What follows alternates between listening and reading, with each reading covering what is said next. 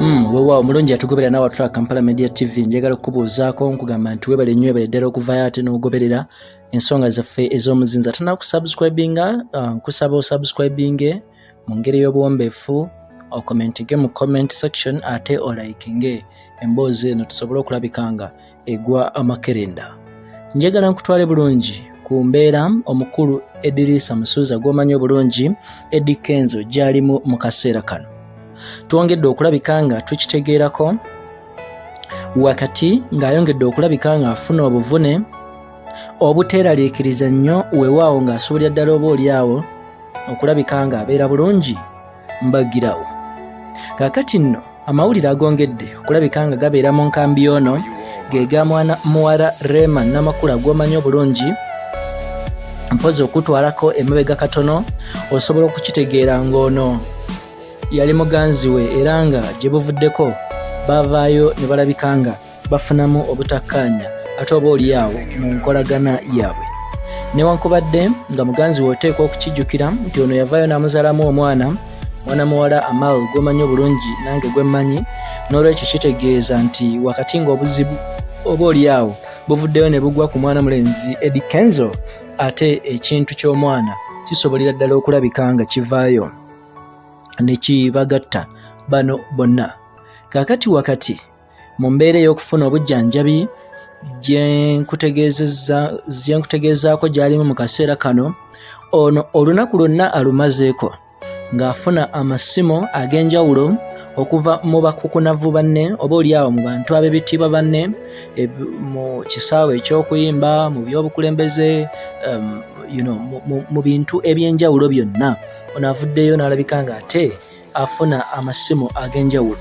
Wakati mu masimu agalabise nga gamukubiddwa mwe muli n'essimu eya maama w'abaana, oba ngambe mwana wa maama kaŋŋambe essimu eya maama w'omwana, kuba eŋŋamba abaana oba oliawo tebaali bangi, eya maama w'omwana we naye ebaddemu eya Rema Namakula.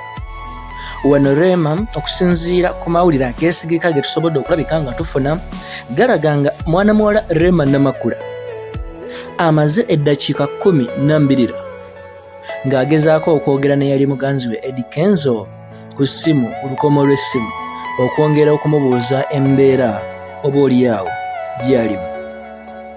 Bwe bityo ku bimu ebibadde mu ssimu eno gye boogedde, ayongedde okumusaasira era n'ategeeza nga waamusabira alabike nga assuuka bulungi, era kwegamba abeere nga ayongera okuddamu essuubi n'okwebaza Mukama Katonda kubanga asobodde okulabika nga akuuma obulamu bwe.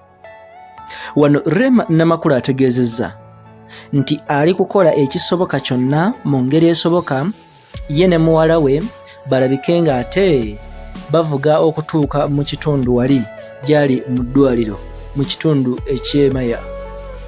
Bw'ati amutegeezezza nti taggwamu ssuubi, tebamulekeredde, wabula bagenda kwegamba we tujjidde ku mpewo nga tukitegedde nga mwana muwala Rema ali mu butereevu mu nteekateeka okusisinkana omukulu Eddie Kenzo kw'ossa ne muwala we.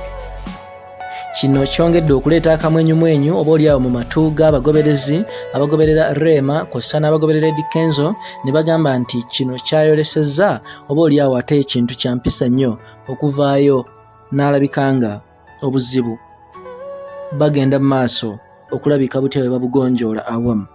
Mu bantu abalala abakubye amasimu oba oliawo abongedde okuba amasimu okumusaasira tutegeddeko mwana muwalenzi Dr. Jose Chameleone, Bebe Kulu gw'omanyi obulungi okuva mu Gagamero, mwana muwala Spice Diana, Lydia Jasmine n'abantu ab'enjawulo ab'ebitiibwa balala bangi nnyo, ate bavuddeyo ne bacekinga ku mwana mulenzi ono Edirisa Musuuza.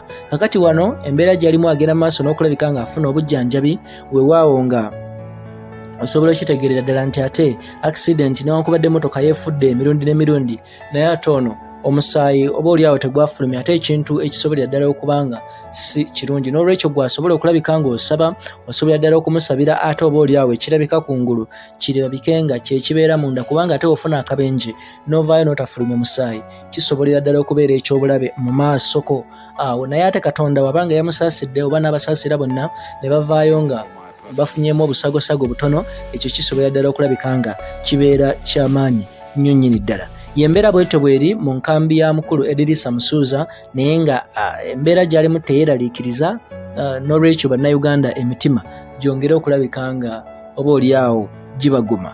Ono kijjukira ono ayingidde mu lukalala lw'abayimbi abavuddeyo ne bawona akabenje okubeera omuyimbi ow'omunaana, okulabika nga ate y'omu ku abo abawonye akabenje dekabusa akafaananako bwe kati. Kwebaza okutugoberera nga kugamba wekumire Kampala Media TV, tuwongere okutuusaako ensonga ez'omuzinzi.